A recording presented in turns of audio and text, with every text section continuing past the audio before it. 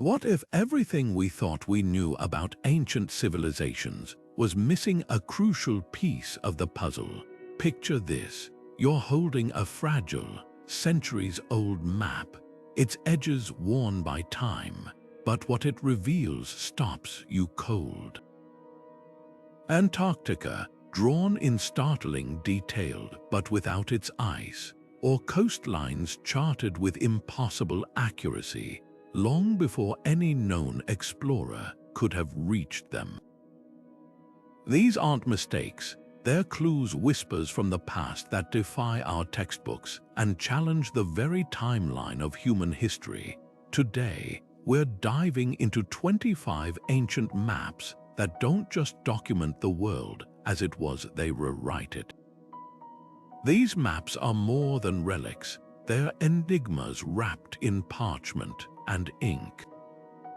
How did cartographers from eras we consider primitive possess knowledge that modern science only confirmed centuries later? Who were these mysterious map makers, and what lost civilizations might they have belonged to? Some of these charts depict landmasses no human eye should have seen unless, of course, our understanding of the past is far more incomplete than we've ever dared to admit. From the infamous Piri Reis Map to lesser-known but equally baffling works, each one tells a story that doesn't fit neatly into history as we know it. This isn't just about lines on paper.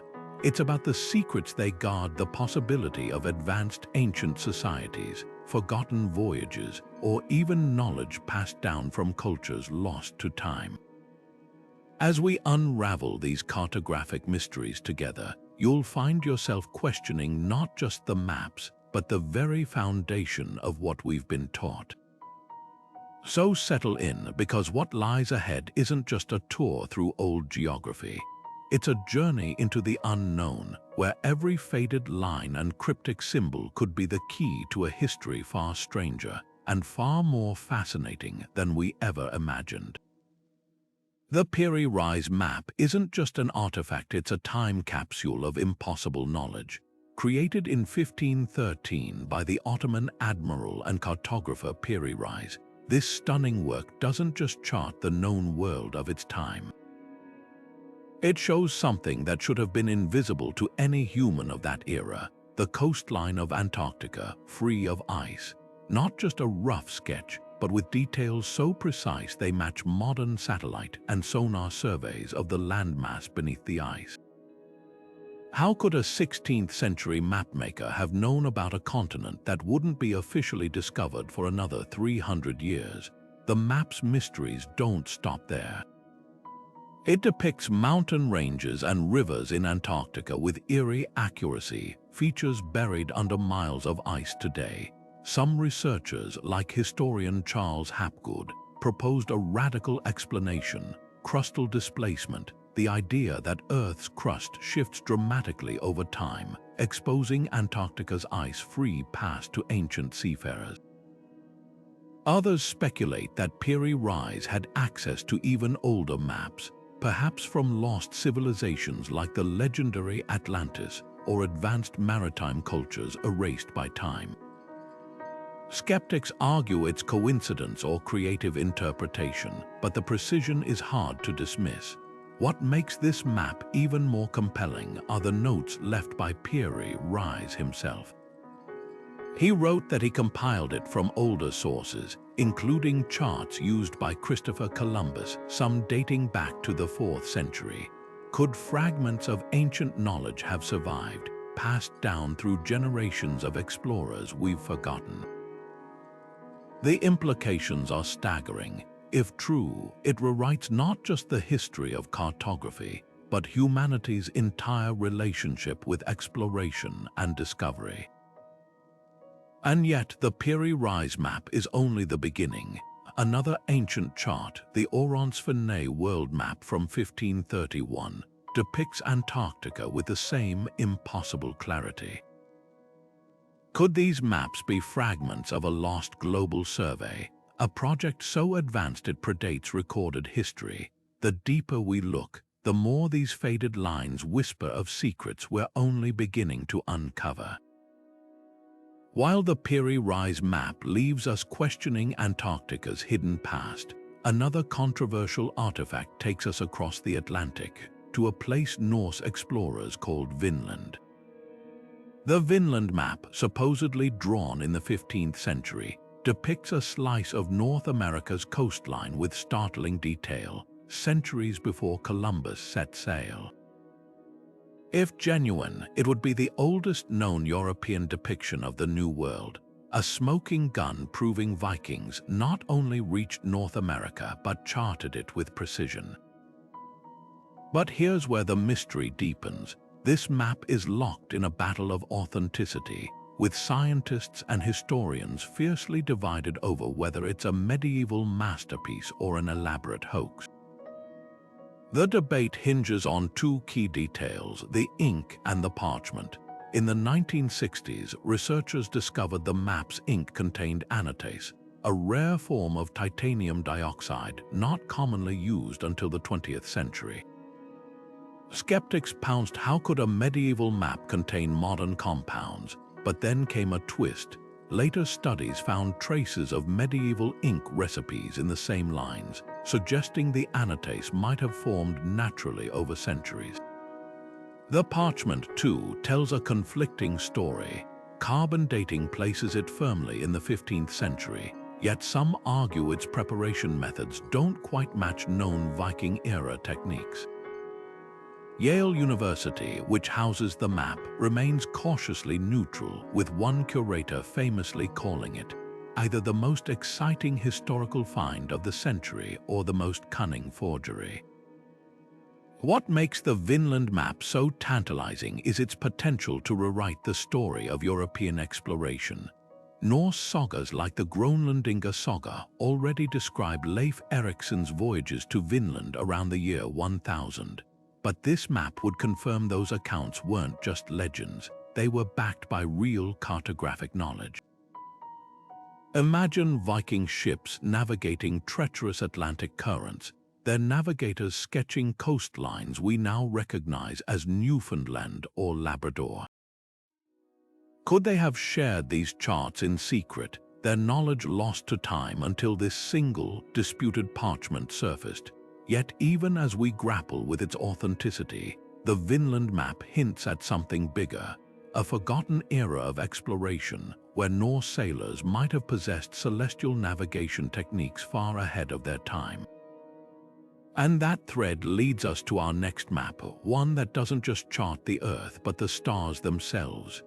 The Zeno Map doesn't just chart the known world, it introduces lands that never existed. Drawn in the late 14th century by Venetian noblemen Niccolo and Antonio Zeno, this enigmatic map depicts the North Atlantic with a mix of startling accuracy and pure fantasy. At first glance, it's a relic of medieval imagination, dotted with phantom islands like Friesland, a place that appears nowhere on modern charts. Yet buried in its contradictions lies a puzzle. How could a map so wrong about some places be eerily precise about others? The Zeno brothers claimed their work was based on their own voyages and the logs of a mysterious figure, a shipwrecked knight who allegedly guided them through uncharted waters. Their writings describe encounters with advanced navigators, men who supposedly possessed knowledge of distant lands and celestial navigation techniques far beyond Europe's grasp at the time.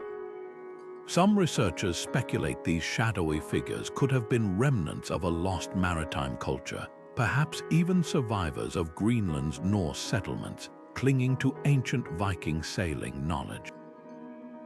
Others dismiss the account as pure fabrication, a medieval hoax designed to boost the Zeno family's prestige. But the map itself refuses to fit neatly into either category. While Friesland and other phantom islands are clear fictions, the Zeno map's depiction of Greenland's coastline is unnervingly accurate, far more so than other European maps of the era. It even hints at the existence of North America decades before Columbus, This bizarre combination of myth and precision raises a haunting question. Were the Zenos blending real, guarded navigational secrets with folklore, or had they stumbled upon fragments of maps from a much older, forgotten seafaring tradition? What makes the Zeno map especially fascinating is its timing. Europe in the 14th century was still trapped in what we now call the Cartographic Dark Ages, where maps were more symbolic than practical. Most were cluttered with biblical imagery and mythical creatures, their geography warped by superstition. Yet here was a chart that, despite its flaws, suggested a grasp of the North Atlantic's true shape. Could the Zenos have accessed a hidden vein of knowledge, passed down through secretive guilds of sailors, or scavenged from some lost explorer's library? Theories abound. Some point to the possibility of pre-Columbian transatlantic contact, where scraps of Norse or even indigenous American knowledge filtered back to Europe in garbled form. Others propose that the map's accuracy is sheer coincidence, a lucky guess amid medieval guesswork. But the most tantalizing idea is that the Zeno map, like others we've seen, might encode esoteric truths deliberately obscured to keep them from falling into the wrong hands. After all, in an age where maps were power, the line between myth and state secret was often blurred. As we peel back the layers, one thing becomes clear: these maps aren't just mistakes or misadventures.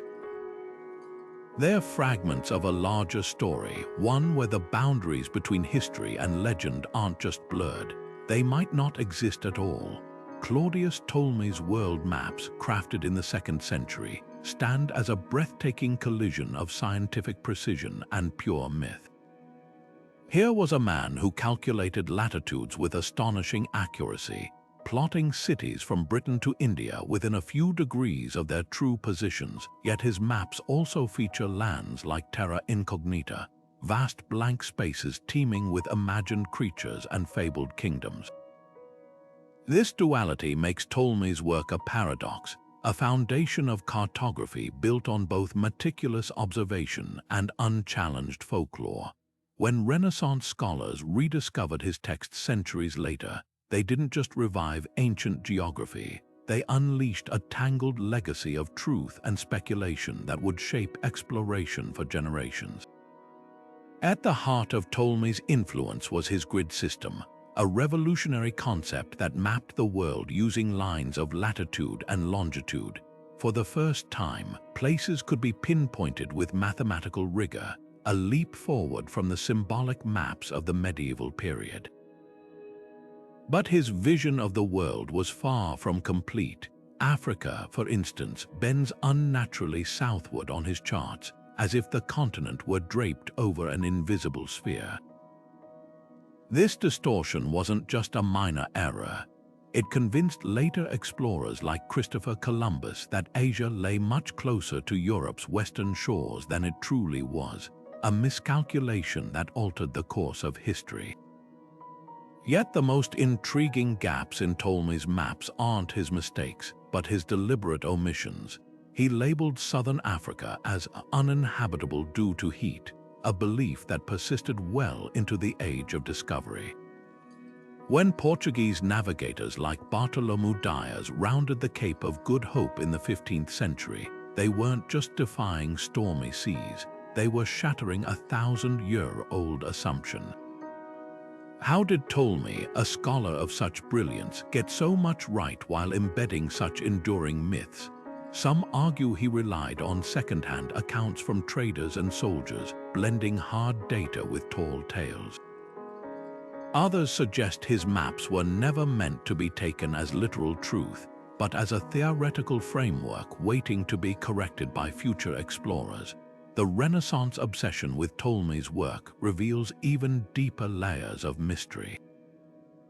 Scholars like Johannes Werner painstakingly copied his maps, but in their reverence, they often amplified his errors. Mythical lands like the Isle of Brazil or the Kingdom of Prester John crept into new editions, treated as fact because Ptolemy's authority was unquestioned. This blind faith had consequences.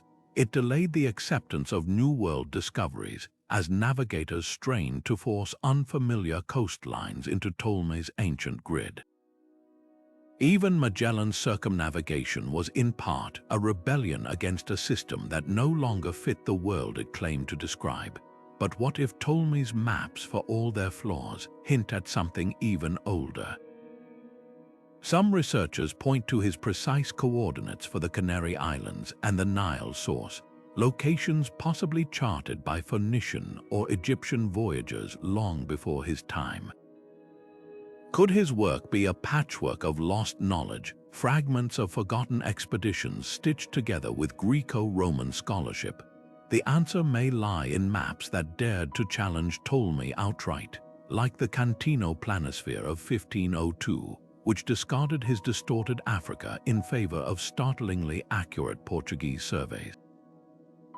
These were the documents that finally broke the ancients' grip, proving that the world was far stranger and far more vast than even the greatest minds of antiquity had dreamed. The Cantino Planosphere isn't just a map, it's an act of cartographic espionage that rewrote history. Crafted in 1502 by an anonymous Portuguese artist, this stunning parchment was smuggled out of Lisbon by an Italian spy named Alberto Cantino, who risked his life to deliver it to the Duke of Ferrara. Why the intrigue? Because this map contained a bombshell, the outline of Brazil, drawn with shocking precision years before Pedro Álvares Cabral's official discovery in 1500. The implications are staggering. Either Portuguese explorers had already charted South America in secret, or they'd inherited knowledge from someone who had. What makes the Cantino Planosphere so electrifying are the clues hidden in its artistry. Along Brazil's coastline, the map teems with vibrant illustrations, scarlet macaws perched in lush trees, bundles of Brazil wood stacked near riverbanks. These weren't decorative flourishes, they were commercial intelligence. Brazil wood, a prized source of dye, was worth its weight in gold to European textile merchants. The parrots, living proof of a land bursting with exotic wealth. Together, they suggest something textbooks rarely admit, that European sailors likely made covert voyages to South America long before any first contact was recorded. Fishermen, traders, or perhaps even shipwrecked crews could have returned with whispers of this paradise, their accounts suppressed to protect Portugal's monopoly. The map's origins only deepen the mystery. Portuguese explorers guarded their charts like state secrets, locking them in the Armazém do Guiné, a heavily restricted archive in Lisbon. Knowledge was power, and power was worth stealing. Cantino's daring theft exposed how cutthroat early cartography truly was. Nations didn't just explore, they spied, bribed, and even kidnapped rival navigators to steal their maps. When Spain's Juan de la Cosa drew his own world map in 1500, he conspicuously omitted Brazil entirely, likely because Spain hadn't yet learned of Portugal's discovery. The Cantino Planosphere, then, is more than parchment. It's a snapshot of a shadow war where maps were the ultimate prize. Yet the most provocative detail lies in the map's accuracy. Brazil's bulge is rendered with near-modern precision, far beyond the crude guesswork of other period charts. Some researchers argue this precision hints at even older sources, perhaps indigenous Tupi-Guarani knowledge shared with European interlopers, or fragments of lost Portuguese charts from undisclosed voyages. Others propose a darker twist, that the map's creators deliberately distorted certain features, inserting errors to mislead rival spies. After all, in an age where a single map could determine empire, truth was often the first casualty. This dance of deception leads us to a broader truth. Maps have always been weapons. They weren't just tools for navigation, but instruments of propaganda, designed to claim lands, inflate borders, or erase rivals. The Cantino Planosphere, with its stolen secrets and silent omissions, is a masterclass in how cartography shaped and sometimes shattered the course of history. And as we'll see next, some maps didn't just hide political agendas, they encoded entire worldviews, bending reality to serve the ambitions of kings and conquerors. The Waldseemüller map doesn't just name a continent, it rewrites the story of exploration itself. Printed in 1507 by German cartographer Martin Waldseemüller, this revolutionary document holds two astonishing firsts: the debut of the word America on a printed map and the earliest known depiction of the Pacific Ocean, a full 7 years before Spanish explorer Vasco Núñez de Balboa became the first European to lay eyes on it. How could a mapmaker in landlocked Germany have known about an ocean half a world away, one that no European had officially reached? The answer might lie in whispers of secret voyages, stolen knowledge, or perhaps even a cartographic error that accidentally reshaped history. Waldseemüller credited Italian explorer Amerigo Vespucci as his source, boldly labeling the New World, America, in his honor. But Vespucci's own accounts never mentioned the Pacific, so where did that detail come from? Some historians speculate Waldseemüller had access to leaked Portuguese or Spanish charts, possibly smuggled out by informants or defectors. Portugal's fleet had already probed the coast of Brazil, and rumors swirled that their navigators had glimpsed a vast western sea. Others propose an even wilder theory, that fragments of indigenous knowledge reached Europe, perhaps from Incan or Polynesian traders who'd crossed the Pacific centuries before Magellan. The map's depiction of South America as a slender, separate continent not part of Asia, as Columbus insisted, fuels this fire. It's as if Waldseemüller had glimpsed a puzzle no one else had assembled. But the map's boldness came with a cost. Later editions, wary of offending Spain's pro-Columbus elite, scrubbed the name America entirely. For decades, the original was lost until a single surviving copy resurfaced in a German monastery in 1901. Today, it's hailed as the birth certificate of America, but its true legacy is thornier. Those graceful lines tracing the Pacific coast didn't just predict geography, they exposed how quickly borders could be drawn, erased, and redrawn by politics. Modern animations overlay Waldseemüller's vision with today's borders, revealing an eerie prescience. His South America, though distorted, aligns with reality in ways that defy coincidence. The deeper you dig, the more this map feels like a rebellion. Columbus died insisting he'd reached Asia, yet here was a German scholar quietly contradicting him, armed with ink and intuition. Was it luck, espionage, or something far older, a thread of knowledge passed through hands we'll never know? One thing's certain, the Waldseemüller map didn't just name a continent. It dared to imagine a world bigger and far stranger than the legends allowed, and that audacity leads us to a map that didn't just challenge Columbus, it erased him entirely. The Bewitch map doesn't just depict Antarctica, it reveals the continent as if the ice had vanished. Published in 1737 by French geographer Philippe Bewitch, this audacious chart shows a landmass split by a channel, dividing Antarctica into two distinct regions. Here's the shock. Modern sonar surveys confirm this hidden subglacial geography, revealing a deep underwater trench precisely where Bewitch drew his line. How could an 18th century cartographer, decades before anyone set foot on Antarctica, know what lay beneath miles of ice? The answer might lie in a forgotten web of knowledge, one stretching back further than we've ever dared to consider.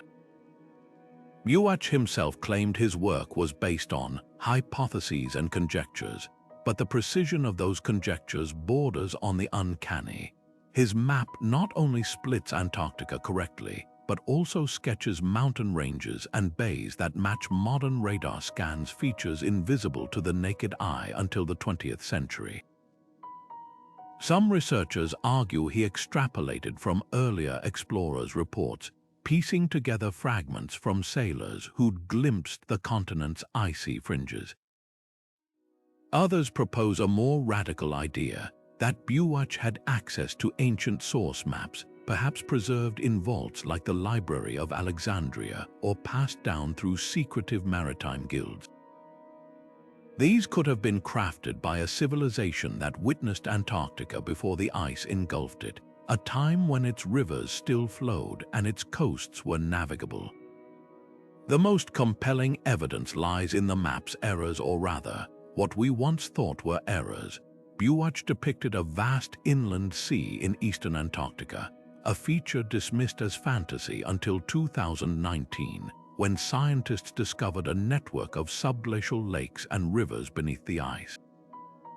His mistakes keep turning into revelations, suggesting his sources weren't guessing but remembering. Even the channel dividing the continent aligns with seismic data showing a tectonic rift, a fracture in the Earth's crust that would have been impossible to detect without advanced technology.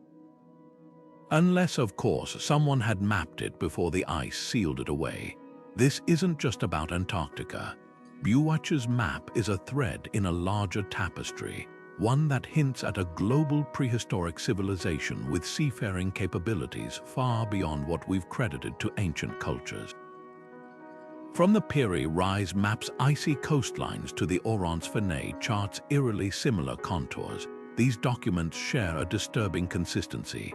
They suggest a time when humanity, or a portion of it, might have explored the world with tools and knowledge we've yet to uncover. Whether that knowledge came from advanced ancient mariners, lost explorers, or even a network of shared cultural memory, the implications rewrite our understanding of human history. As we turn from Bewitch's icy visions to maps that chart entire lost worlds, the question isn't just who drew these lines, but what they were trying to tell us. The Orontius-Finaeus map doesn't just suggest Antarctica was known before its official discovery. It paints a picture so precise it defies explanation. Published in 1531 by French mathematician Orans-Fine, this stunning work shows a sprawling southern continent crisscrossed with rivers and dotted with mountain ranges, all positioned with unnerving accuracy. But here's the catch: Antarctica had been buried under ice for millions of years by then. So how did Fine, working with 16th century tools, depict features that wouldn't be confirmed until modern seismic surveys? The answer might lie in a debate that pits mainstream archaeology against some of history's most provocative revisionists. Fine's map is more than a curiosity. It's a time capsule of impossible knowledge. His Antarctica isn't a blank, frozen wasteland but a living landscape, with estuaries branching like veins and peaks rising where glaciers now tower. Compare his outlines to modern subglacial topography maps, and the overlap is staggering. The Ross Sea's coastline, the Transantarctic mountains, they're all there, hidden beneath his ornate calligraphy and Renaissance flourishes. Mainstream scholars argue this could be coincidence, a lucky guess based on vague sailors' tales or mythical southern lands like Terra Australis. But author Graham Hancock counters with a bombshell. You don't accidentally sketch a continent's geological spine without some access to pre-glacial surveys. The clash over Fine's sources cuts to the heart of a larger controversy. Hancock and others point to the Piri Reis and Bewitch maps as evidence of a lost civilization, perhaps an advanced seafaring culture from the last ice age, whose knowledge survived in fragments. Mainstream archaeologists dismiss this as pseudo-history, with Dr. John Hoops of the University of Kansas stating, "Extraordinary claims require extraordinary proof, and a single map isn't a smoking gun." Yet Fine's own notes fuel the fire. He wrote of consulting ancient masters, leaving historians to wonder, Were these classical scholars like Ptolemy or something far older? Critics highlight the map's errors: a misshapen South America, Phantom Islands, as proof it's merely imaginative, but revisionists fire back. If Finaeus' sources were ancient, their knowledge would have been incomplete, like a puzzle missing half its pieces. The most compelling detail: his Antarctica lacks the ice cap entirely, suggesting his references predate not just modern exploration, but the continent's deep freeze. Modern glaciology estimates Antarctica's last ice-free period ended around 12,000 years ago, a time when human civilizations were supposedly limited to hunter-gatherers. Unless, of course, we've underestimated our ancestors, this debate isn't just academic. If Finaeus' map truly channels pre-glacial knowledge, it rewrites humanity's timeline, hinting at forgotten explorers who charted the world long before recorded history. And that thread leads us to maps that don't just depict Earth, they reach for the stars.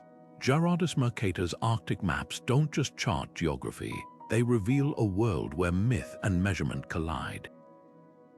Published in 1595, these polar projections depict something that shouldn't exist: an open ocean at the North Pole, surrounded by 4 massive rivers flowing inward from phantom continents. Stranger still, Mercator labeled this central sea with a name straight out of legend: Hyperborea, the mythical land of eternal sunshine and giants described by ancient Greek writers. How did Europe's greatest cartographer, a man who revolutionized navigation with his famed projection, end up weaving folklore into his most precise work? The answer might lie in whispers from Viking sailors whose saga spoke of lands beyond the ice, lands we're still searching for today. Mercator's sources were as enigmatic as his maps. In his own notes, he credited a lost medieval text called the Inventio Fortunata, a 14th century travelogue supposedly based on a Franciscan friar's journey to the Arctic. But here's the twist: no copies of the Inventio survive, leaving historians to wonder if Mercator was working from fragments of Norse knowledge instead. Viking sagas like the Konung Skuggsjar describe a whirlpool at the pole, surrounded by fertile lands, an eerie match for Mercator's 4-division Arctic. Even more compelling are the Zeno brothers' accounts of a Nordic priest-king who claimed to have visited a temperate polar realm. Were these stories pure fantasy, or distorted memories of a time when the Arctic was warmer, its seas navigable? The map's accuracy only deepens the puzzle. Mercator's depiction of Greenland's coastline is shockingly precise for the 16th century, far surpassing other European charts. Yet he also included islands like Friesland and Rupp's Nigra, a magnetic black mountain said to pull ships off course that vanish under modern scrutiny. This blend of fact and fiction suggests Mercator wasn't just copying errors. He was deliberately preserving traditions he couldn't verify but dared not dismiss.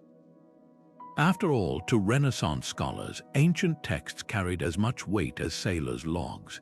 If Herodotus wrote of Hyperborean giants and Viking sagas spoke of polar eddies, who was Mercator to contradict them?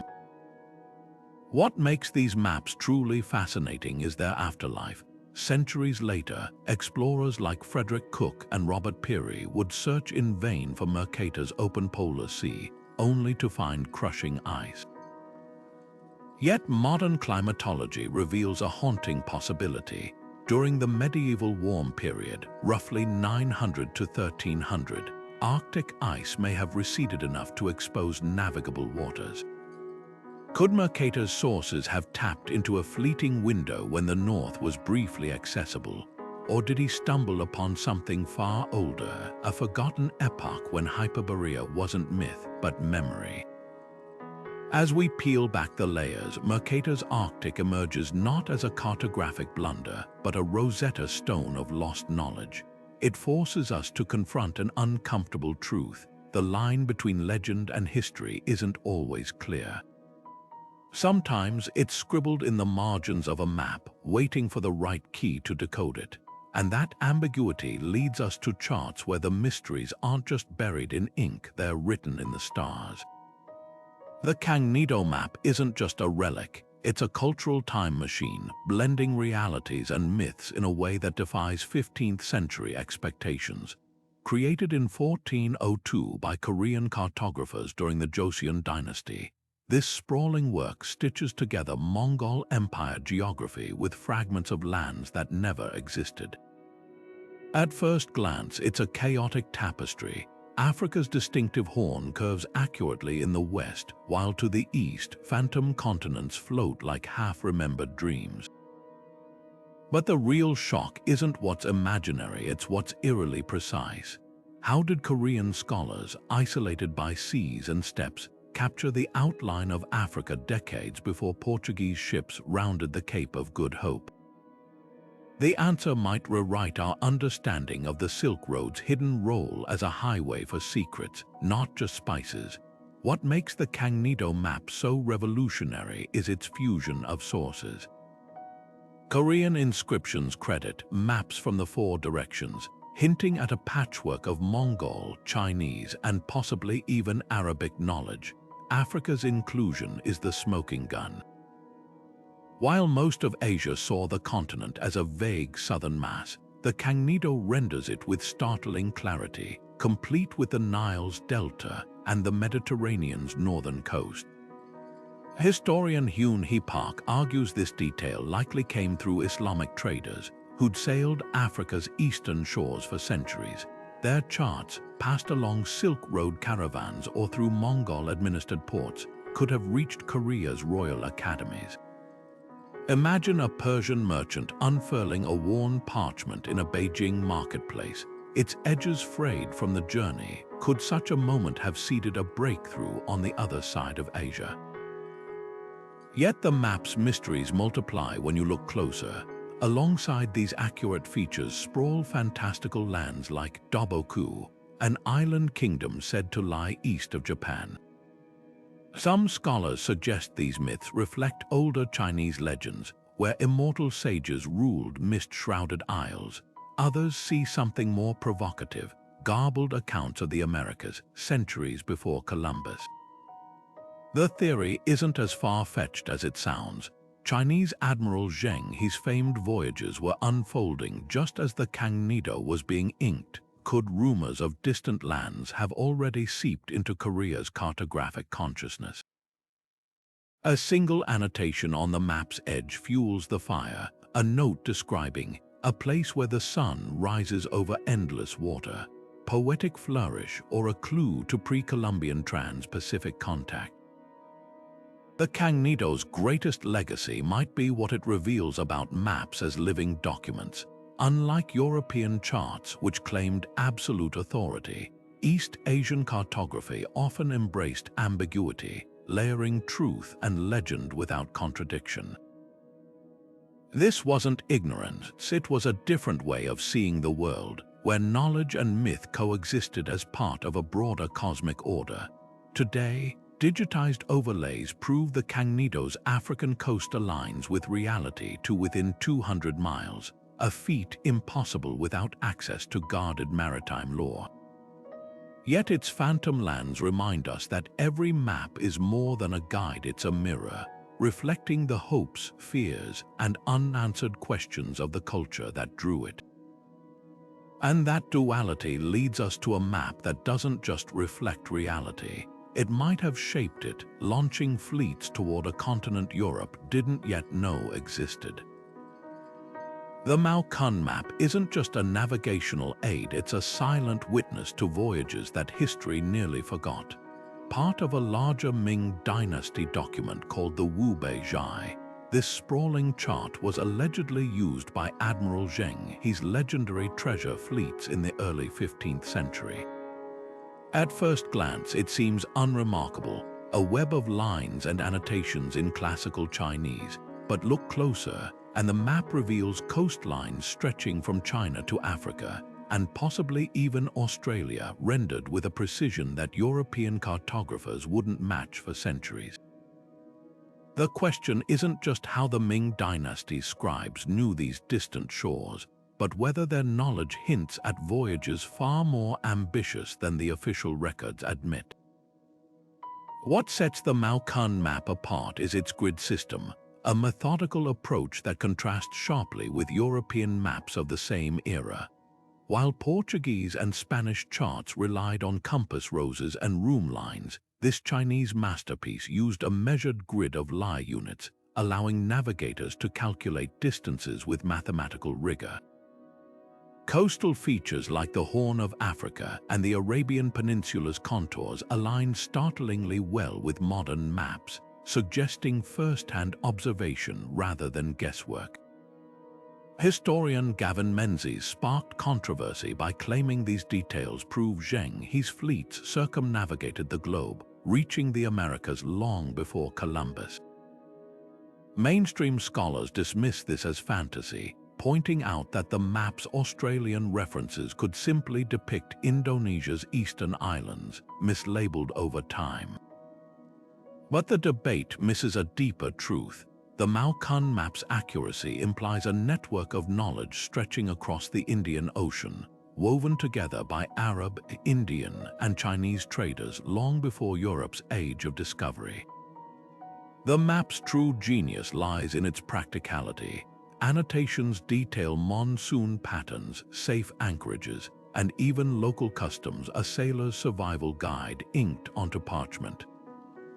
One note near modern-day Somalia warns of giants who trade dragon's blood, likely referring to the region's myrrh resin. Another describes Zanzibar's markets bustling with ivory and spices, details too vivid to be borrowed from second-hand accounts. Could these entries be traces of Ming sailors interacting directly with Swahili merchants? The evidence is tantalizing. Chinese porcelain from His era has been unearthed in Kenya, while genetic studies reveal Asian ancestry in some Malagasy populations. The map, then, isn't just a collection of lines, it's a mosaic of cultural encounters, each notation a silent echo of voices lost to time. Yet the most provocative detail hides in the map's southern reaches. A landmass labeled Zion Lua Y bears a suspicious resemblance to Australia's northwestern coast. If correct, it would mean Chinese ships skirted the continent's shores 200 years before Dutch explorers discovered it. Skeptics argue the label refers to Sumatra, but the coordinates don't align. Others suggest it's a phantom, a cartographic placeholder for lands rumored but never seen. But consider this. Aboriginal oral histories in Australia's north speak of yellow-skinned visitors arriving on strange ships long before Europeans. Could these stories and the Maukan map be fragments of the same forgotten journey? What makes this map truly revolutionary is how it defies cultural boundaries. European maps of the era were instruments of conquest, drawing borders and claiming lands. The Maukan map, by contrast, feels like a collaborative project, a synthesis of Arab star charts, Javanese sailing lore, and Chinese imperial surveys. It doesn't declare ownership, it whispers of shared knowledge passed between civilizations that history often pits as strangers. In a world obsessed with who discovered what first, this map offers a radical alternative. Maybe the Earth was never truly unknown, just remembered by different people at different times. And that realization leads us to maps that didn't just cross cultures, they transcended them entirely. The Dverger world map doesn't just chart geography, it hides its secrets in plain sight. Created in 1415 by Venetian cartographer Albertin Dverger, this stunning artifact is a paradox, a perfect circle crammed with pinpoint accurate Mediterranean ports and fantastical beasts lurking at its edges. At first glance, its design seems whimsical, even childish, a disk floating in empty space, as if Earth were a coin tossed into the cosmos. But look closer, and the precision of its coastal details from the Adriatic's jagged inlets to the Nile's delta betrays a sophistication that clashes with its mystical framework. How could a map so methodical in its realism also embrace symbolism straight out of alchemical texts? The answer might lie in the shadowy networks of Renaissance scholars, where science and the occult were often two sides of the same coin. Dverger's masterpiece is more than a navigational tool, it's a cipher. The map's circular form echoes medieval Mappa Mundi, where the world was depicted as a divine creation, its edges marked by biblical legends. Yet, unlike those symbolic works, Dverger's coastlines are shockingly practical, suggesting he had access to portolan charts, the closely guarded sailing maps used by Mediterranean merchants. This duality raises a tantalizing question. Was the circular design a mere artistic choice or a deliberate nod to esoteric traditions? Historian Francesco Rossi points to the map's hidden geometric patterns invisible unless you fold the parchment along specific lines, revealing pentagrams and sacred ratios. These weren't accidents. They were hallmarks of Venetian secret societies, where mathematicians and mystics met in candlelit palazzos to trade knowledge too dangerous for the public record. The map's survival only deepens the intrigue. For 500 years, it vanished into private collections, shielded from prying eyes until resurfacing in 1901. Why such secrecy? Because Dverger's work might encode more than just trade routes. Near the Caspian Sea, he drew a tower labeled Regno del Preggiani, the mythical kingdom of Prester John, a Christian utopia said to hold earth-shattering relics. To Renaissance occultists, this wasn't just folklore. It was a breadcrumb hinting at lost knowledge buried in the East. Even the map's omissions scream louder than its details. Jerusalem, the spiritual center of most medieval maps, is conspicuously absent. Was Dverger downplaying religion to appease his patrons, or signaling allegiance to a more radical worldview? What makes the Dverger map truly extraordinary are the whispers between its lines. In the southern hemisphere, where most cartographers scribbled sea monsters, Dverger plotted a landmass labeled Terra Incognita Australis. Centuries before Antarctica's discovery, was he copying an older source that remembered a time before the ice? Or was this a symbolic gesture, a nod to Hermetic teachings about hidden worlds?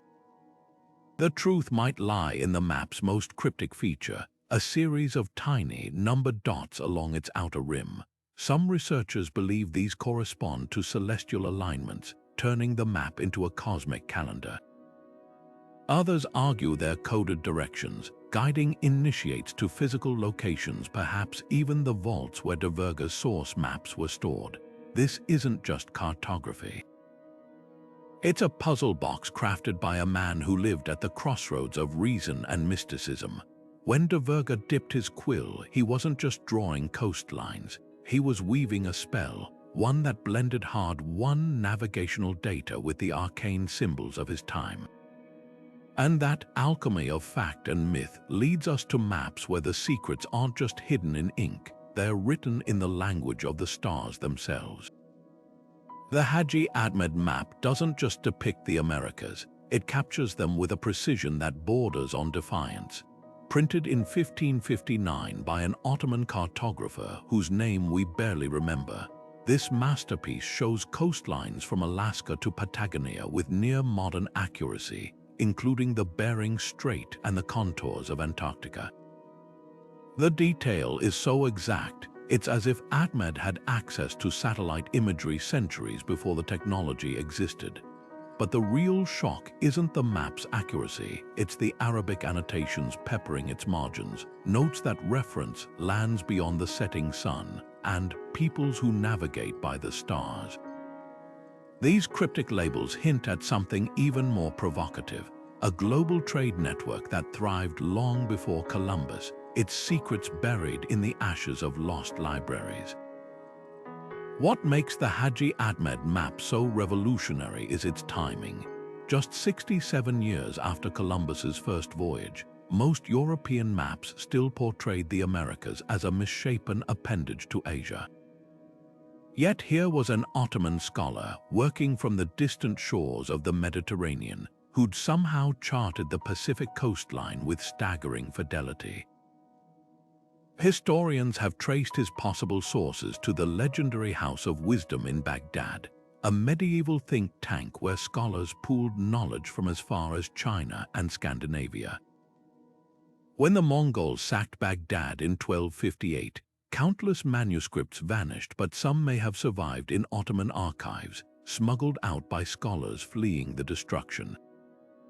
Could Ahmed have stumbled upon one of these fugitive documents, a relic from a time when Arab traders might have known the New World before it was new?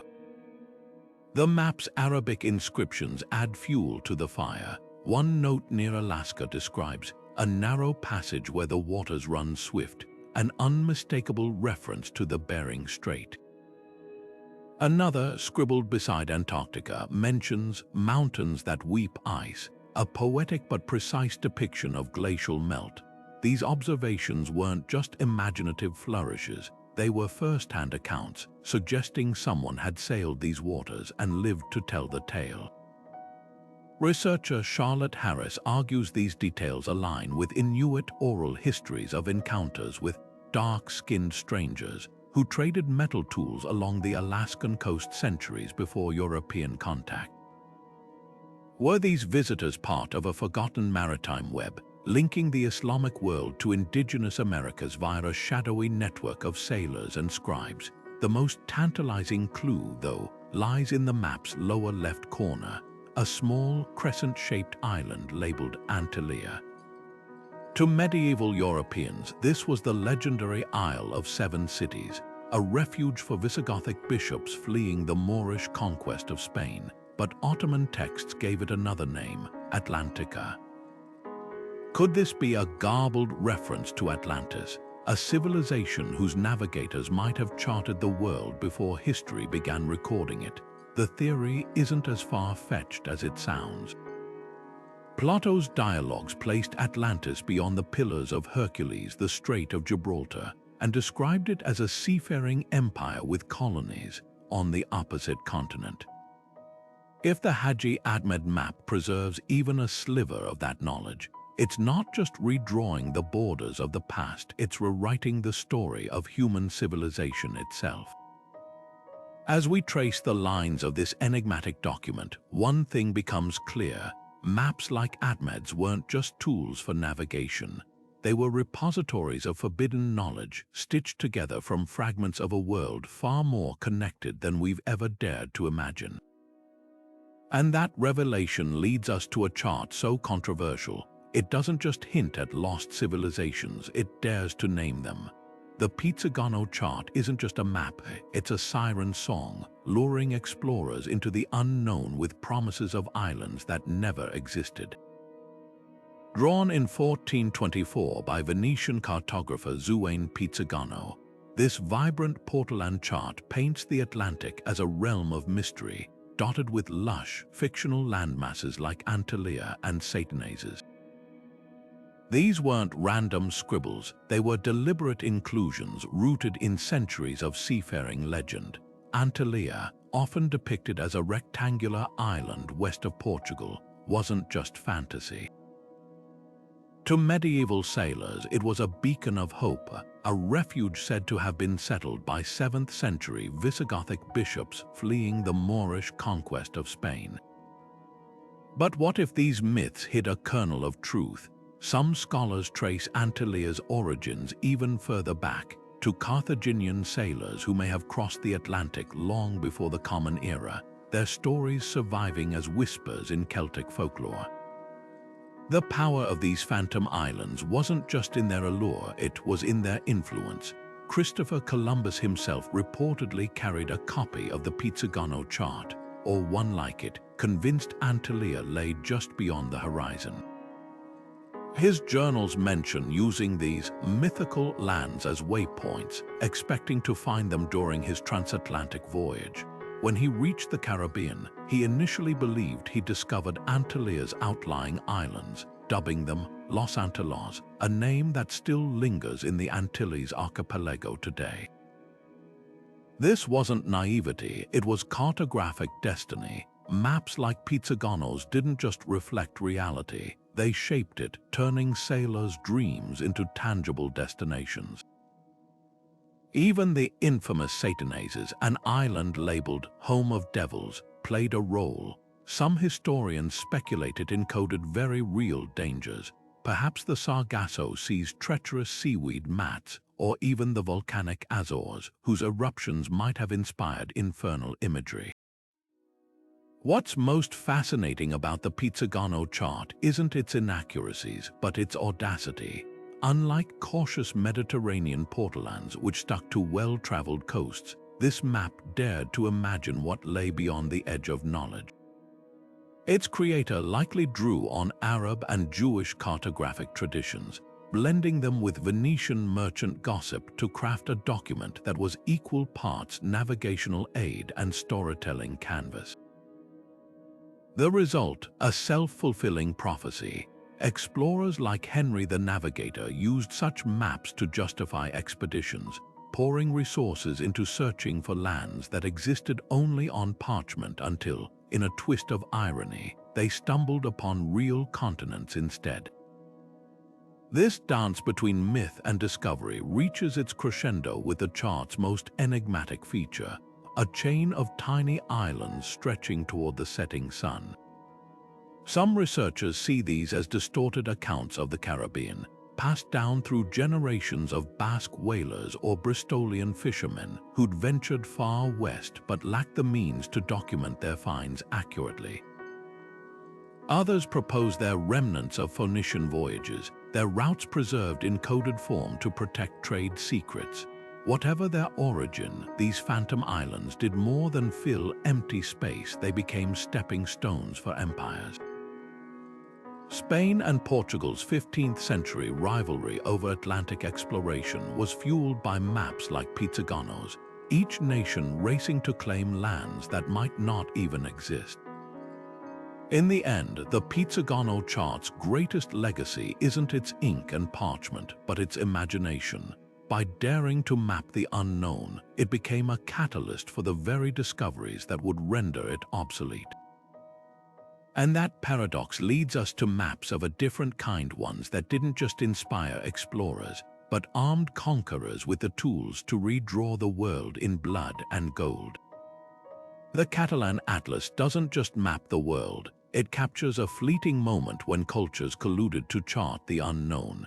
Crafted in 1375 by the Jewish cartographer Abraham Cresques and his son Judah, this sprawling masterpiece was a diplomatic gift from the King of Aragon to the French crown, but its true value lay in the secrets it held. Unlike the cryptic symbols of European Mappa Mundi, this was a living document, pulsating with trade routes snaking across the Sahara, gold-rich African kingdoms like Mali's Mansa Musa, and even the distant spice ports of India. What makes it revolutionary isn't just its detail. It's the fact that Cresques, a Jewish scholar in Christian-ruled Majorca, drew on Islamic geographers like Al-Idrisi, weaving Arab, Jewish, and Catalan knowledge into a single, shimmering tapestry. Look closely, and the atlas reveals whispers of a changing world.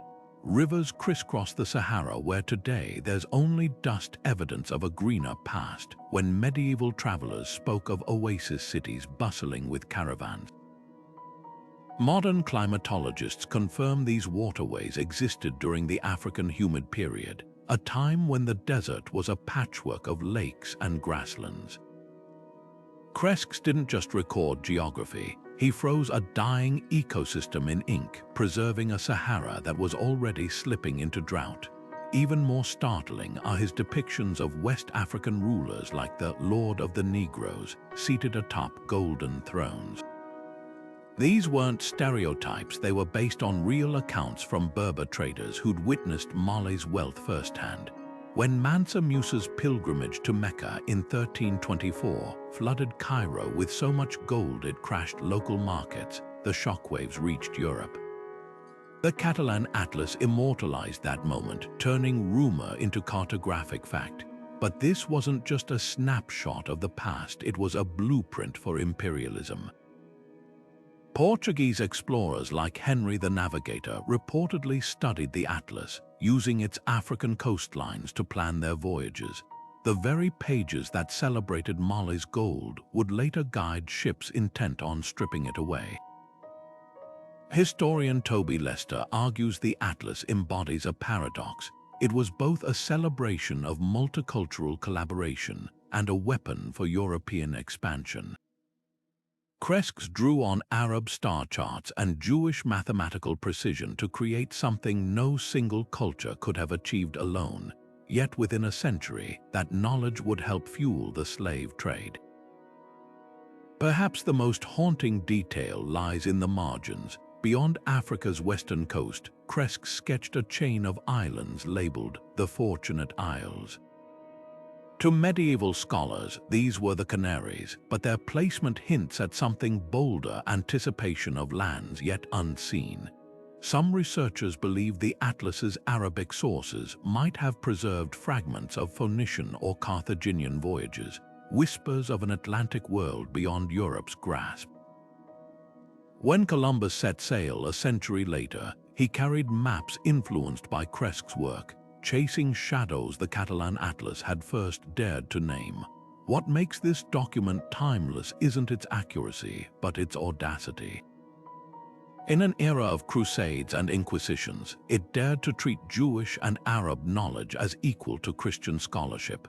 Its rivers may have dried up, its gold-laden kings faded into legend, but its legacy endures, a reminder that every map is more than lines on parchment. It's a battleground of ideas where the past and future collide in silent, in-kai warfare. The Selden map shatters the myth that European explorers were the first to master global trade routes. Painted in 1607, this stunning Chinese merchant chart unveils a web of commerce stretching from Japan to Java, its lines tracing the paths of silk, spices, and porcelain with startling precision. Unlike European maps of the era cluttered with biblical imagery and mythical beasts, this document is all business, a practical guide to profit, marked with compass roses so accurate they could still guide a ship today. But here's what makes it revolutionary. While Portugal and Spain were still guessing at Southeast Asia's geography, this map charts the region's ports and currents with knowledge that could only come from generations of Chinese sailors who'd navigated these waters long before Magellan was born. What sets the Selden map apart are its secrets. Faded annotations list toll rates for Malacca's harbors, while dotted lines reveal monsoon patterns known only to veteran traders.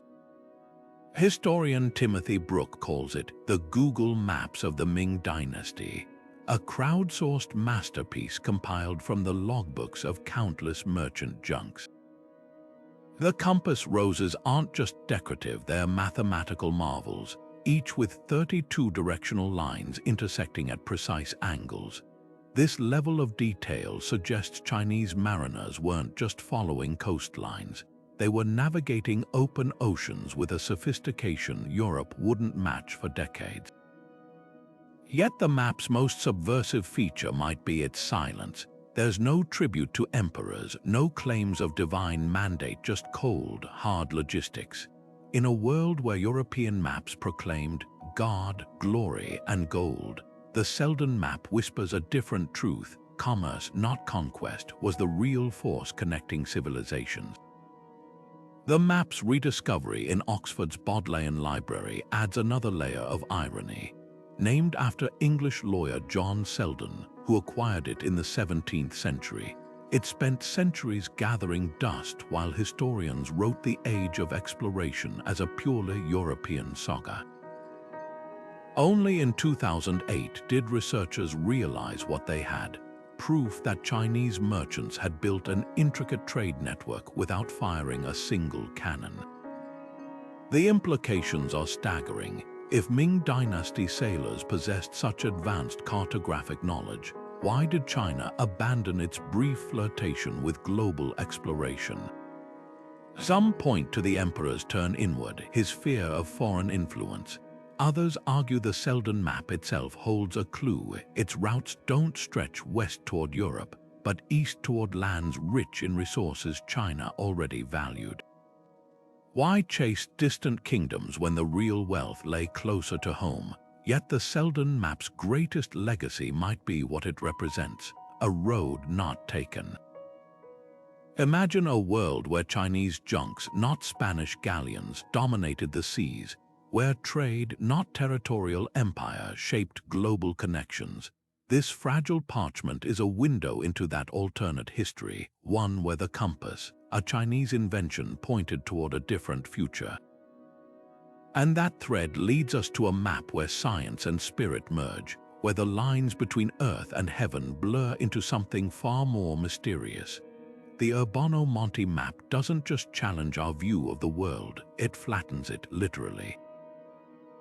Created in 1587 by Milanese nobleman Urbano-Monti, this 60-page masterpiece is a cartographic kaleidoscope, blending Renaissance artistry with a dizzying array of geographic detail. At first glance, its polar projection, a flat Earth centered on the North Pole, seems like a relic of medieval thinking. Yet peel back its ornate illustrations of kings and mythical beasts, and you'll find coastlines sketched with a precision that borders on clairvoyance. Antarctica, barely glimpsed by European explorers at the time, appears not as a blank wasteland but as a landmass with distinct features, some eerily matching modern subglacial surveys. How did a man who never left Italy capture such distant truths? The answer might lie in the shadowy networks of Jesuit scholars, whose global reach funneled secrets from every corner of the earth back to Europe's libraries. Monti's sources were as eclectic as his map, a polymath who dabbled in astronomy, heraldry, and even zoology. He corresponded with Jesuit missionaries returning from Asia and the Americas. These men weren't just preachers, they were trained observers, documenting everything from ocean currents to indigenous star lore. Some historians speculate Monti had access to Portuguese roteiros, secret sailing charts guarded by Lisbon's Costa do India, or even smuggled copies of Chinese maritime surveys. His depiction of Japan, for instance, includes inland roads and mountain passes unknown to most Europeans, details likely gleaned from Jesuit letters. Even more startling is his treatment of the Pacific. Scattered islands are plotted with coordinates so precise they hint at knowledge from Spanish galleons or perhaps even Polynesian navigators. Monti didn't just copy existing maps, he synthesized them, weaving disparate threads into a tapestry that defied the limits of his era. What makes the Urbano-Monti map truly extraordinary are its Antarctic anomalies. While most 16th century cartographers left the southern continent blank or filled it with dragons, Monti sketched a coastline suspiciously resembling Queen Maud Land, complete with indentations that mirror modern radar scans of subglacial bays. Skeptics argue this was guesswork, but the details are too specific. Jesuit missions in Goa and Macau had ties to Arab traders, whose ancestors may have preserved fragments of ancient Greek or Phoenician geography, including tales of a southern landmass from Ptolemy's lost texts. Monti himself wrote of consulting the most learned men of our age, a likely nod to Jesuit scholars like Matteo Ricci, who'd mapped China using both European and Ming dynasty sources. Could these connections have unlocked Antarctic secrets centuries before Cook's voyages? The map's flat Earth projection adds another layer of intrigue. Monti wasn't ignorant of the globe's curvature. He simply chose a polar view to emphasize connectivity, showing trade winds and migratory bird routes as fluid lines weaving continents together. In his notes, he called it a theater of the world, a stage where nature and humanity intertwined. This wasn't just geography, it was a Renaissance infographic, designed to showcase the interdependence of ecosystems and empires. Modern software has even stitched his 60 pages into a digital composite, revealing a planet networked with invisible forces, a vision startlingly ahead of its time. As we turn from Monty's flattened world to maps that soared beyond convention, one truth emerges: the past was far more connected and far more curious than we've been taught.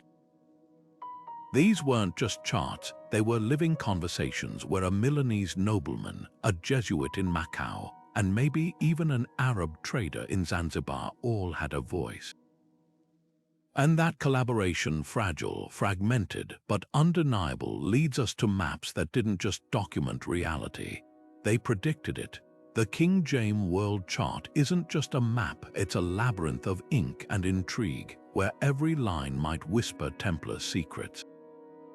Crafted in 1320 under the patronage of King James of Majorca, this Mediterranean masterpiece hides more than it reveals. At first glance, it's a typical Portolan chart, bustling with coastal details and trade routes. But look closer and the anomalies leap out. Europe's coastline twists unnaturally, as if the cartographer's compass trembled under the weight of forbidden knowledge. The distortion isn't carelessness, it's a cipher, one that historians suspect encodes the hidden networks of the Knights Templar, the order disbanded just 13 years earlier. What makes this chart so tantalizing are its symbols. Nestled between bustling ports and jagged cliffs are cryptic markings: a cross here, a crescent moon there, their placements too deliberate to ignore. One cluster near Cyprus aligns with rumored Templar strongholds, while a sequence of dots tracing the Adriatic mirrors known smuggling routes used by fleeing knights after their persecution. Researcher Karen Rawls notes that these symbols echo the coded ledgers Templars used to track their legendary wealth, suggesting the map might double as a treasure guide. But whose treasure? Some point to the Order's rumored relics, the Ark of the Covenant, the Holy Grail, while others speculate it marks vaults of gold, hidden as the Templars fled papal wrath. The map's distortions only deepen the enigma. Southern France, a Templar heartland, balloons disproportionately, while the Holy Land shrinks as if viewed through a warped lens. This wasn't ignorance. Majorcan cartographers were among the era's finest. Instead, the warping might reflect Crusader knowledge gaps, areas where Templar spies deliberately fed false geography to rivals. Or perhaps it's a protective measure. By distorting key regions, the map ensured only initiates could decode true locations. Modern geospatial software reveals something startling when the distortions are corrected. The map's lines snap into alignment with ancient pilgrimage routes, ones the Templars were sworn to protect. Yet the King James chart's greatest secret might lie in its margins.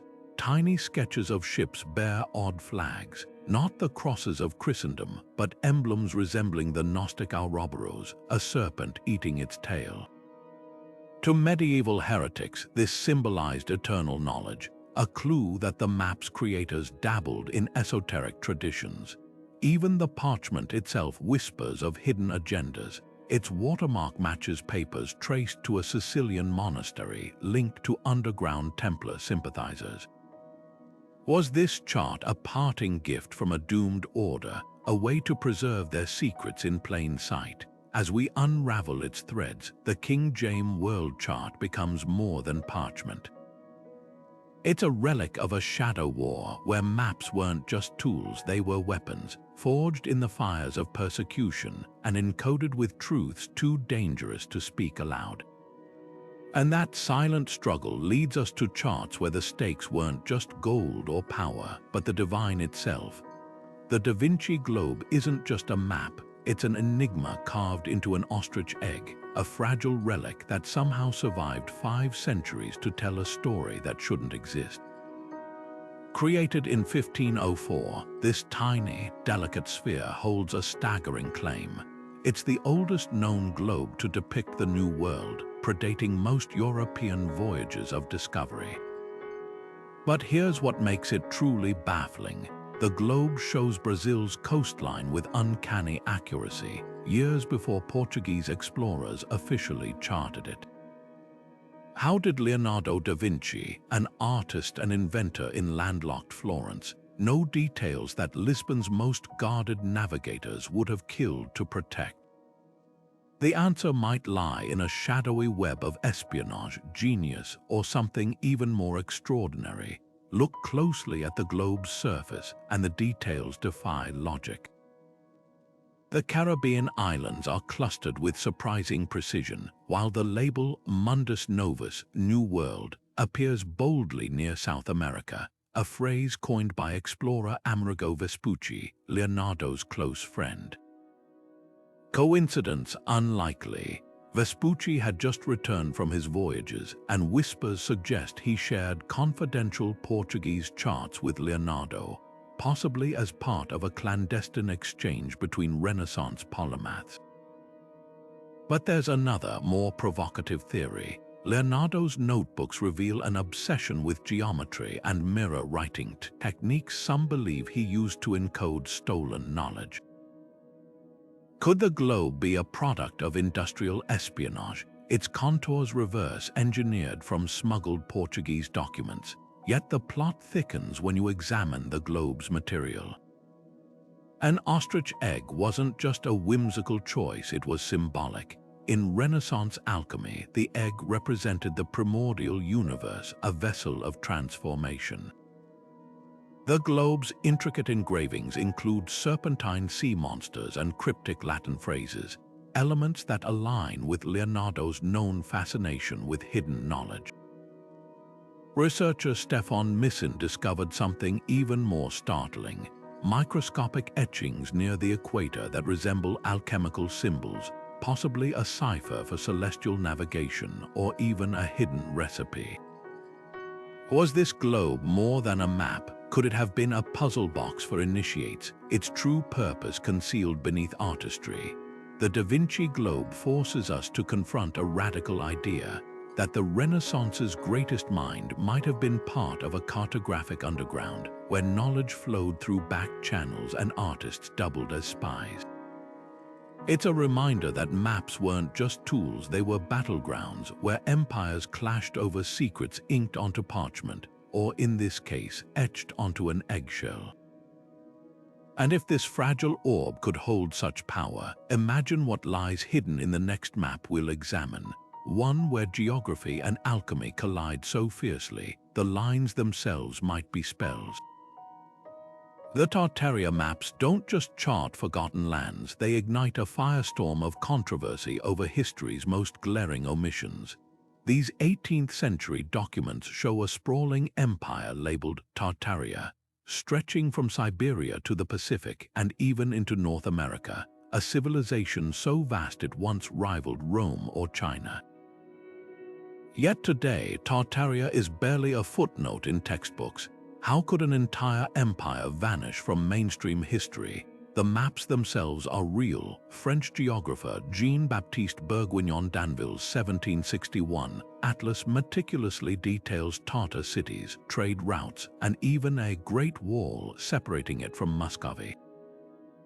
But the deeper you dig, the stranger it gets. Why do these charts show Tartaria's borders shrinking over time, as if it were being systematically erased? And why do so many 18th century European buildings feature Tartarian architectural motifs, from star forts to ornate spires, as if this empire's influence once spanned continents? The conspiracy theories spiral from there. Some claim Tartaria was a global superpower wiped out by a cataclysmic mud flood, its ruins buried beneath modern cities. Others point to anomalies like the Old World-style architecture in early American photos, suggesting Tartarian settlers predated Columbus. Even mainstream historians admit the term Tartary was a catch-all for Central Asia's nomadic peoples, but the maps tell a different story, one of organized states, sophisticated infrastructure, and a culture sophisticated enough to inspire European imitations. Take the 1734 map by Johann Baptist Hamann, which shows Tartaria's capital, Chimgi-Tura, as a metropolis with concentric walls and grand plazas. Archaeologists have since identified its ruins near modern Tumen, Russia, yet few outside niche circles know its name. Skeptics argue Tartaria was simply a cartographic convention, a placeholder for lands Europe barely understood. But why, then, did Catherine the Great order the destruction of Tartarian archives during Russia's expansion? Why do so many maps abruptly replace Tartaria with Siberia after the 1700s? The most compelling evidence might lie in plain sight: the Kremlin's own walls, which bear uncanny resemblance to Tartarian star forts depicted on these maps. Were they copied from a conquered empire's blueprints? The truth may be buried in the Vatican's secret archives, where rumors persist of suppressed Tartarian manuscripts. This isn't just about lost history, it's about who controls the narrative. Maps like Danville's were tools of empire, redrawing borders to justify conquest. By erasing Tartaria, European powers could claim Siberia as terra nullius, empty land ripe for colonization. But what if the Tartaria conspiracy is a mirror, reflecting our own discomfort with history's gaps? Every faded line on these charts whispers the same haunting question: how much of the past have we been taught to ignore?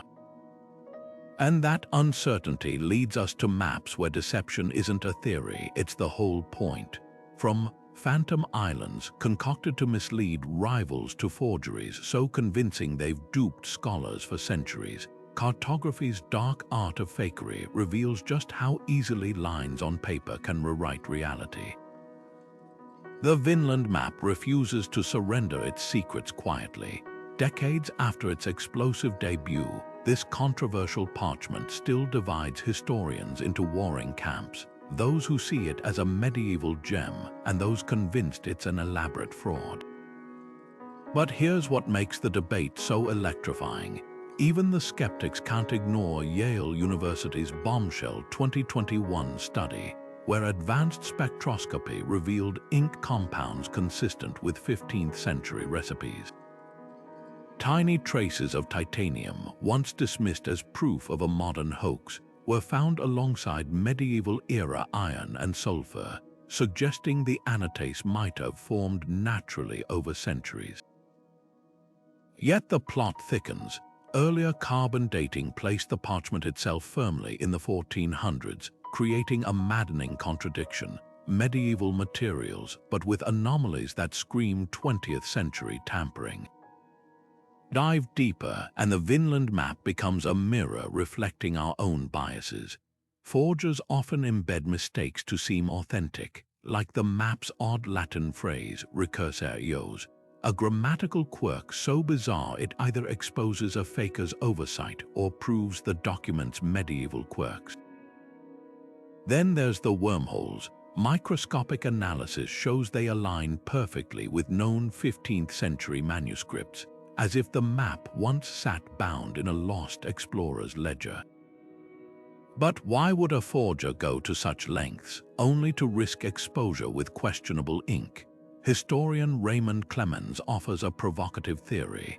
The map might be a genuine medieval document that was later embellished, its faint lines traced over to enhance visibility before its 1957 discovery.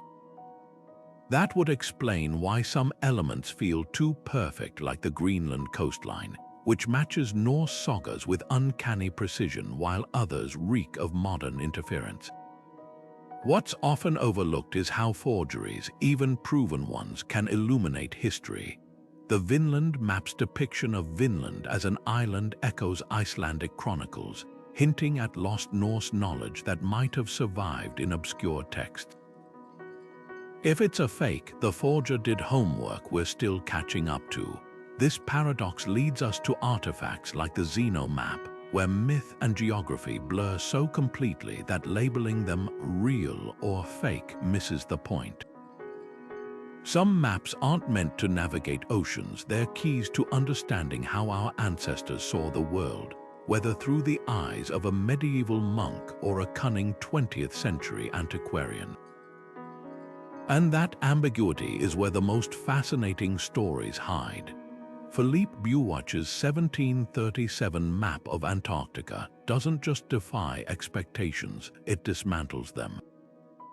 At a time when most cartographers dismissed the southern continent as a frozen wasteland, Bewitch sketched it with features modern technology would only confirm centuries later.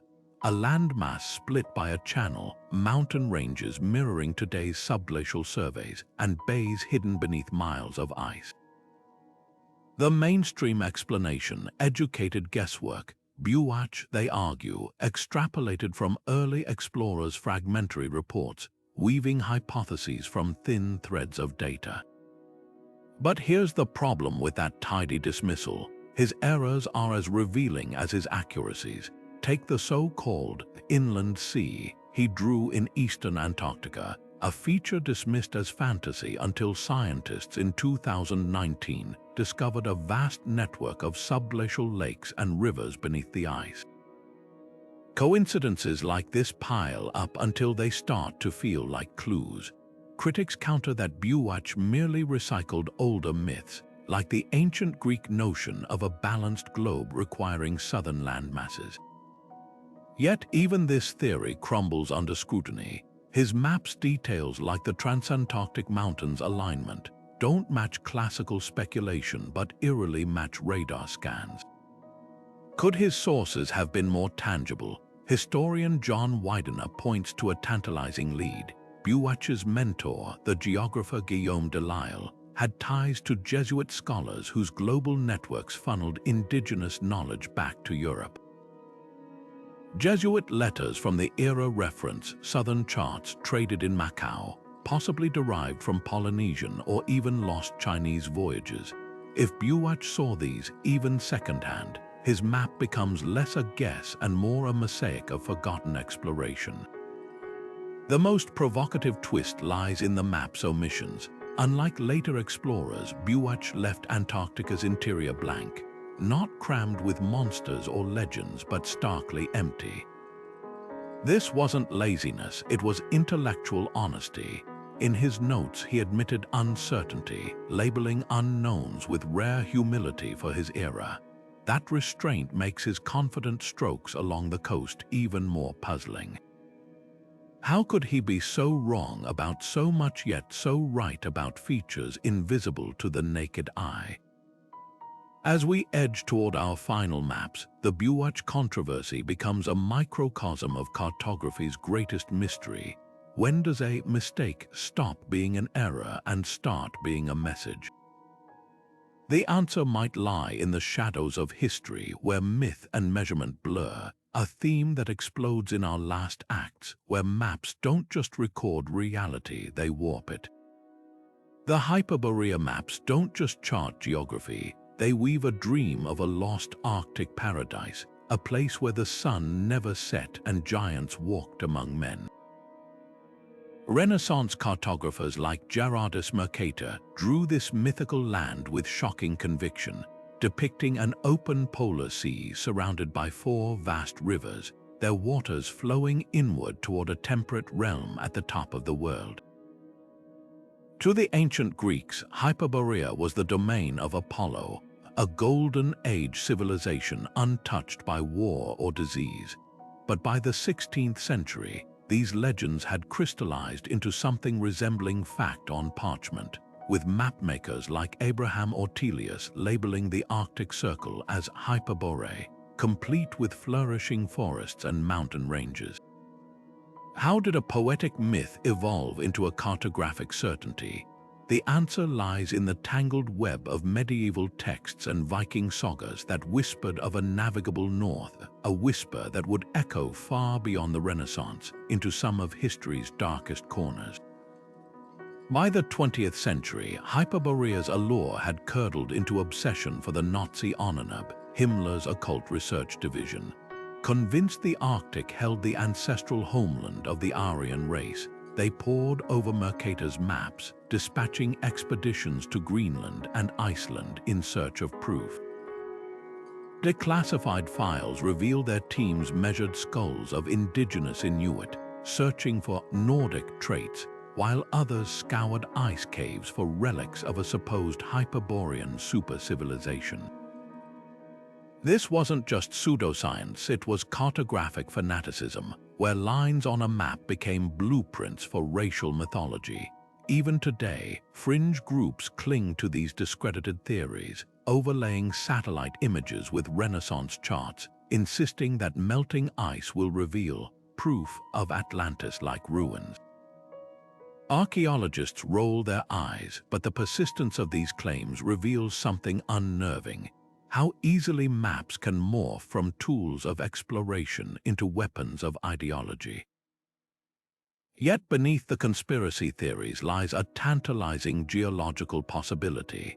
Core samples from Arctic sediments confirm that 55 million years ago, the region was a swampy jungle teeming with palm trees and crocodiles. While this predates humans by eons, it fuels speculation that ancient cultures might have preserved garbled memories of a warmer Arctic, perhaps from a time when the last ice age's retreat briefly opened northern passages. Inuit oral histories speak of a time when the sea was warm, and Norse sagas describe sailors discovering lands where the air smelled of flowers. Could these fragments be distorted echoes of a fleeting climatic optimum, when the Arctic was briefly hospitable? Modern climatologists dismiss the idea of a historical Hyperborean civilization, but they've confirmed that medieval warming periods did briefly reduce polar ice, possibly allowing Viking ships to venture farther north than previously believed. What makes these maps endure isn't their accuracy, but their audacity. They challenge us to confront the fluid boundary between myth and memory. When modern adventurers like Mike Horn retrace Mercator's imagined geography, battling Arctic storms to reach the same empty seas the cartographer drew, they're not just exploring ice, they're navigating the human psyche. The irony is delicious. A land that never existed still inspires real journeys, proving that sometimes the most powerful maps aren't those that guide us to places, but those that lead us to wonder. And that relentless curiosity, not Nazi delusions or fringe theories, is the true legacy of Hyperborea's ghostly contours. It's a reminder that every explorer, from Renaissance dreamers to today's scientists, is ultimately chasing the same thing: the next great unknown waiting just beyond the edge of the map. What if every ancient map we've examined isn't just a standalone artifact, but a single piece of a shattered mosaic? Picture a jigsaw puzzle scattered across millennia, where the Piri Reis chart, the Orans-Fine map, and the Bewitch sketches aren't mistakes, they're fragments of a once complete survey, a global project so advanced it predates recorded history. When you layer these maps together, something uncanny emerges. Coastlines align with eerie precision across cultures that supposedly never met.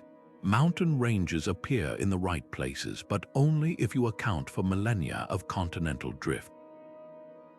Antarctica's ice-free contours match not just once, but in multiple independent sources, as if each cartographer was copying from the same ancient master blueprint.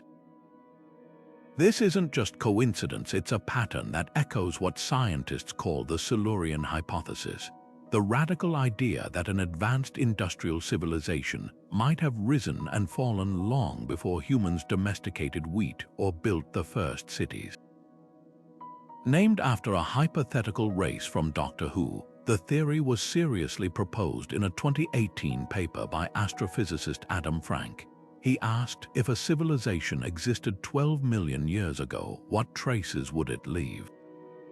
The answer: not skyscrapers or satellites, but chemical signatures in sediment layers, odd isotope ratios in ancient rocks, and just maybe cartographic ghosts. Maps that preserve landscapes as they existed before ice ages or tectonic shifts could be the ultimate time capsules, preserving knowledge from a forgotten age when someone or something mapped the world with tools we've yet to rediscover. Consider the overlaps. The Zeno Map's phantom islands align with underwater plateaus now submerged by rising seas after the last ice age. The Cagnido's African coast mirrors Portuguese charts, despite being drawn decades before European ships rounded the Cape. Even Mercator's Arctic fantasies include river systems that match prehistoric hydrological models of a warmer Greenland. These aren't just lucky guesses, they're data points. Author Graham Hancock famously compared them to a palimpsest, where faint traces of an older text show through beneath the surface. Modern technology lends eerie support. When researchers used software to age these maps, simulating erosion, sea level rise, and continental drift, their distortions sometimes snapped into focus, as if correcting for millennia of geological change. But here's the twist that haunts mainstream archaeology. If these maps are remnants of a lost global survey, who conducted it? Mainstream science dismisses the idea of pre-human civilizations, pointing to the lack of physical evidence. Yet alternative researchers counter that we've barely scratched Earth's surface literally. Less than 5% of the ocean floor has been mapped in detail. Massive geological events like the Younger Dryas impact hypothesis could have erased entire cultures 12,000 years ago. Even Plato hinted at this in his tale of Atlantis, describing a maritime empire that, in a single day and night of misfortune, sank beneath the waves, taking its knowledge with it. The most chilling possibility isn't that these maps are hoaxes or fantasies, it's that they're heirlooms. Fragments passed down through generations of sailors, monks, and scholars, each adding errors or embellishments, but preserving a core of truth. Like a game of telephone spanning millennia, the signal has grown faint, but it hasn't vanished. As we stand on the brink of our own ecological upheavals, these maps force us to confront a humbling thought. We may not be the first to chart the world, nor the wisest. And that realization leads us to our final map, one that doesn't just challenge history, but threatens to rewrite it entirely. The final map in our journey isn't parchment or ink, it's light. Modern LiDAR technology, pulsing lasers through dense jungles and shifting deserts, is peeling back layers of Earth to reveal landscapes that mirror the very anomalies we've seen in ancient charts. In Cambodia, airborne scanners uncovered a sprawling medieval metropolis beneath Angkor Wat's forests, its canals and temples aligning with 9th century Khmer maps dismissed as myth. In the Amazon, LiDAR exposed geometric earthworks matching Spanish colonial accounts of lost cities, proving indigenous cartographers had charted their world with precision long before Europeans arrived. These discoveries aren't just correcting history, they're validating maps once labeled as fantasies, suggesting our ancestors' knowledge was far more sophisticated than we've credited. Now, artificial intelligence enters the fray, not as a replacement for human curiosity, but as a collaborator. Algorithms trained on thousands of ancient documents are detecting patterns invisible to the naked eye, subtle distortions in coastlines that may encode astronomical data, or symbols that recur across cultures separated by oceans. At Stanford's Digital Humanities Lab, a neural network recently deciphered a 15th century star chart's cryptic annotations, revealing it was actually a guide to navigating the Indian Ocean's monsoon winds. Similar projects are reconstructing lost maps from fragments, stitching together scattered pieces like a global jigsaw puzzle. The implications are staggering. We may be on the verge of recovering an entire shadow canon of cartography, works too fragile or fragmented to survive intact. Yet for all our technology, the greatest tool remains unanswered questions. Why do LiDAR scans of Antarctica's bedrock eerily match Bewitch's 18th century sketches? How did Polynesian stick charts simple lattices of twigs and shells encode wave patterns so accurately they guided voyages across thousands of miles. The more we uncover, the clearer it becomes ancient maps weren't just functional. They were living documents blending observation, oral tradition, and even spiritual insight into guides that served as much as philosophical statements as navigational aids. This isn't the end of the story, it's a new beginning. As satellites and algorithms join paleographers and archaeologists in the hunt, we're learning that history's greatest secrets aren't always buried in the ground. Sometimes they've been hiding in plain sight, waiting for us to see the past with fresh eyes. The next breakthrough might come from a teenager training an AI in their bedroom, or a farmer spotting strange crop marks in a field. The only certainty, the world's oldest maps still have stories to tell, and the most exciting chapters may be yet to come. So what do these 25 maps tell us when we step back and see them as fragments of a single, sprawling mystery? They aren't just artifacts, they're provocations. Each one, from Piri Reis' impossible Antarctica to the Cagnido's Phantom Islands, chips away at the tidy timelines we've been taught. Together, they form a mosaic of human curiosity and forgotten ingenuity, where coastlines charted centuries too early and continents drawn before their supposed discovery aren't mistakes. They're evidence of knowledge lost in the shadows of war, disaster, or deliberate suppression. This isn't about rewriting history for the sake of conspiracy.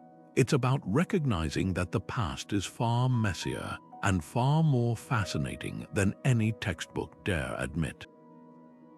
For every official narrative of exploration, there's a counterpoint in these maps.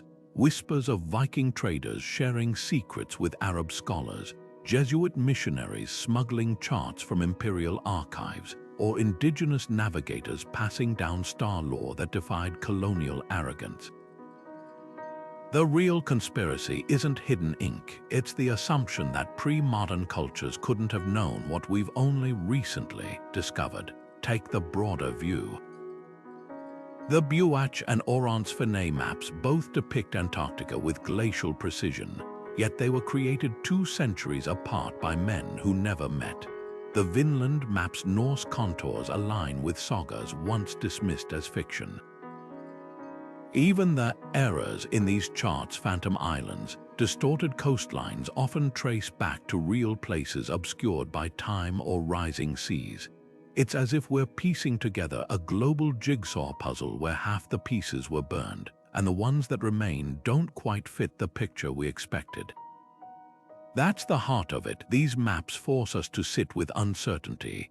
They're reminders that history isn't a locked vault of facts, but a living conversation, one where new evidence can overturn old certainties overnight. As Jorge Luis Borges once wrote, the map is not the territory, but some maps whisper of territories forgotten. These documents are those whispers. They're invitations to wonder, what if Columbus wasn't the first to cross the Atlantic? What if Antarctica's ice once hid more than penguins? What if the Silk Road wasn't just for silk but for secrets too? The adventure doesn't end here. Dive deeper. Compare the Waldseemüller and Cantino maps side by side. Track how Tartaria vanished from 18th century atlases, or debate whether the Da Vinci globe was a hoax or a masterpiece of espionage. Share your theories in the comments, because every perspective adds another stitch to this tapestry. And if you're hungry for more journeys into the unknown, hit subscribe. After all, the next great mystery might be waiting just beyond the edge of the map. End screen appears with suggested videos and subscribe.